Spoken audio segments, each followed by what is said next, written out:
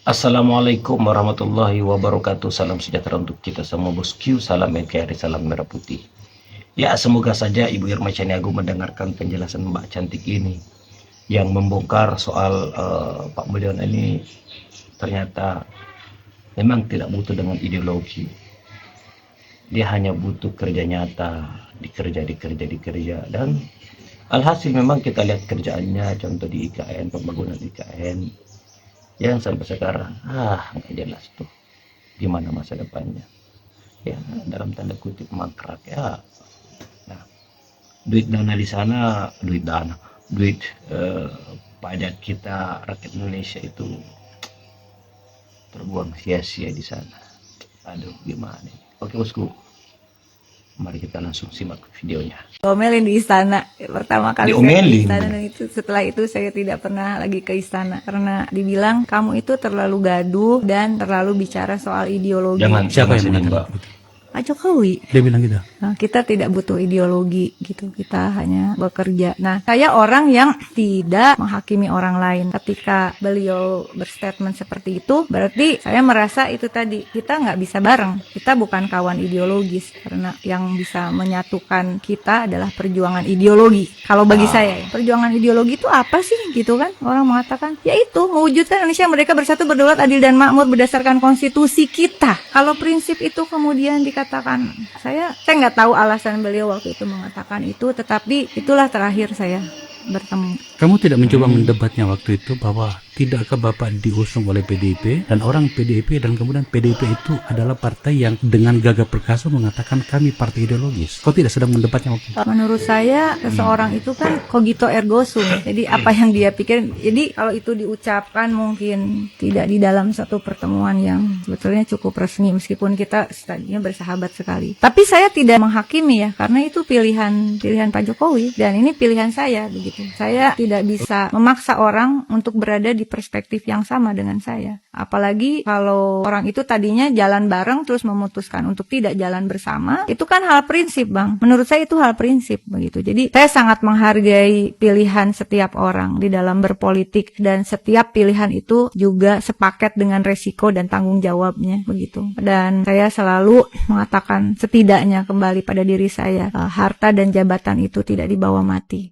Indonesia tuh beragam suku dan budaya, teman-teman. Suku Nah, asli ini saya tuh disinggung Jawa. sama komika ini. Asli saya Jawa, dan katanya Ini orang keren Jawa ini. sungkanan, omongannya halus. Saya nggak percaya itu. Kalau semua orang Jawa sungkanan, harusnya kalau ada anak di bawah umur ditawarin jabatan bisa ngejawab gitu. Agak lain ya. Ya anakmu aja gitu.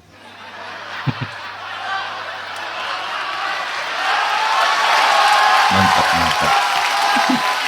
Anak saya lagi fokus main kaskus. Nama saya Pak Mau papa. Dan Pak Jokowi kan emang hobinya memotoran tuh. Dari dulu kan dia emang senangnya naik motor kan. Pejabat-pejabat yang nggak pernah naik motor aja akhirnya naik motor. Terus banyak yang komen, wah ini belum move on ini Pak Jokowi nih. Masih RI 1. Kan RI 2 punya anaknya. Masa dia pakai punya anaknya? Jadi kalau Pak Jokowi mau kayak gitu, ya boleh aja. Motoran bersama Pak Jokowi, boleh. Ya. Wah, masanya udah lalu tuh. Wah, dia masih pengen diliput. Itu canggihnya Pak Jokowi. Asik. Loh kok dulu Bu Mega sama Pak SBY nggak begitu? Lah emang Ibu Mega mau motoran juga? Kan enggak. Pak SBY emang mau motoran juga? Enggak juga lah. Mereka berdua sibuk ngurus partai.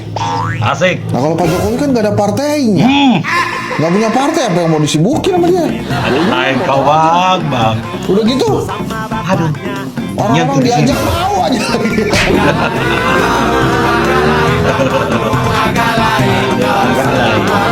Makin ke sini, citra Pak Citra Jokowi kan politik sebenarnya Jokowi makin semakin jelek. jelek. Ya memang Baik, ketika apalagi dia berkunjung ke internasional. daerah, masyarakat itu memang masih menyambutnya. Tapi itu nggak bakal bisa menghapuskan label-label negatif yang sudah melekat dalam diri Jokowi. Pertama, label sebagai pecatan partai besar. Kedua, label sebagai finalis tokoh dunia terkorup. Apalagi di pilkada itu kan akhirnya terbukti bahwa kekuatan politik seorang Jokowi itu ada batasnya. Hasil pilkada Jakarta itu buktinya ya. Dan bagaimana akhirnya koalisi gemuk partai tidak mau menggugat kekalahan mereka di MK. Bicara tentang MK, di MK juga makin kelihatan bahwa pengaruh Jokowi itu memudar. Dengan keluarnya putusan MK yang menghapus ketentuan ambang batas presidensial 20%. Artinya, semua partai peserta pemilu bisa mengusung calon presiden di 2029. Pamannya Gibran di MK termasuk yang menolak penghapusan itu, namun tidak kuasa lagi untuk mencegahnya. Putusan MK ini berdampak besar terhadap kesempatan Gibran di 2029, karena dia akan menghadapi banyak saingan, Erick Thohir, AHY, Puan Maharani, Sandiaga Uno, bahkan Pak Prabowo sendiri kan. Lalu sekarang muncul soal pagar laut di Tangerang dan beberapa tempat lainnya. Kemunculan kasus pagar laut ini kan bisa disamakan dengan munculnya kasus Fufu Fafa waktu itu ya. Tiba-tiba saja muncul, nggak ada angin, nggak ada hujan, pagar sepanjang puluhan kilometer yang di era Presiden Jokowi sebenarnya sudah ada tapi nggak ketahuan. Ini kok tiba-tiba muncul setelah Pak Jokowi menjadi finalis tokoh dunia terkorup. Ternyata di atas langit memang masih ada langit. Walaupun Pak Jokowi terkesan sangat berkuasa, kalau menurut bocor alus Tempo itu kan sampai bisa mengutus kurir coklat menemui Hasto, Sekjen PDIP, meminta agar rencana pemecatan Jokowi dibatalkan. Lalu bisa bikin pasangan calon menang di pilkada. Namun, ternyata kekuatan politik Jokowi itu tidak bisa mencegah munculnya kasus pagar laut di Tangerang yang membuka borok-borok sertifikat tanah yang diterbitkan di era Jokowi. Laut kok bisa dapat sertifikat tanah? Itu kan berarti pemerintahan Presiden Jokowi memang syarat dengan kasus korupsi dan kolusi. Kalau bukan dengan cara demikian, nggak mungkin kan sertifikat itu keluar. Kasus sebesar ini tiba-tiba saja muncul. Saya kira ada tangan gaib ya yang menggerakkan di balik kemunculan soal pagar laut ini. Pak Jokowi pun jadi kelimpungan kayaknya nih. Sampai ada yang mengklaim bahwa pagar laut itu dibangun oleh para nelayan sendiri.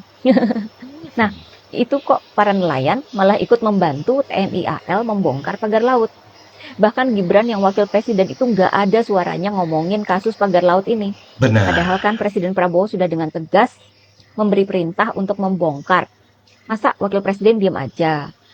Kemudian soal pagar laut ini juga punya dampak buruk terhadap hubungan Jokowi dengan partai-partai politik. Karena di publik muncul dugaan ya, dan ini banyak didiskusikan oleh para netizen di media sosial ya, bahwa AHY itu dijadikan menteri pada tahun 2024 lalu untuk dijebak oleh Jokowi ketika di kemudian hari muncul kasus penerbitan HGB dan sertifikat tanah di laut seperti saat ini. Karena yang disorot kan pasti menterinya ya. Siapa yang menjadi menteri ketika sertifikat itu dikeluarkan? Ini kan AHY. Dulu kan pas AHY diangkat jadi menteri, saya kira sempat muncul pertanyaan, kok jadi menteri urusan agraria dan pertanahan gitu ya? Kan nggak ada relevansinya dengan pengalaman AHY. Di media sosial cukup ramai soal dugaan ini ya. Masa di partai nggak sampai ke dugaan yang sama? Para elit partai tentunya lebih paham politik timbang kita ya. Bisa jadi para elit politik mulai mengevaluasi, mengecek jika ada kaitan pengangkatan kader mereka menjadi menteri di era Jokowi dengan kasus-kasus hukum. Kalau dugaan itu benar, maka akal bulus Jokowi terbongkar dan makin merusak namanya di kalangan elit politik negara ini. Pak Prabowo sendiri sebenarnya juga punya cara untuk membuyarkan ambisi politik Pak Jokowi ini ya.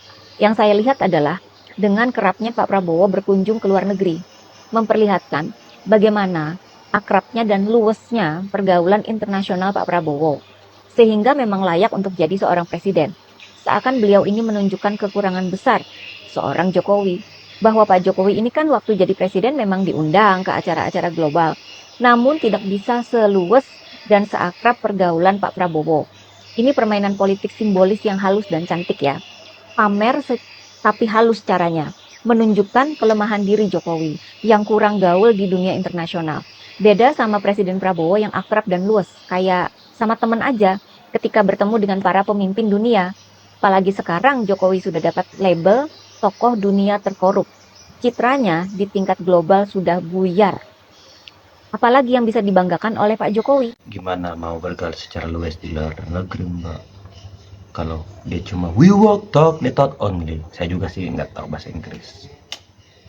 Oke bosku, tanggapan kalian di kolom komentar. Assalamualaikum warahmatullahi wabarakatuh.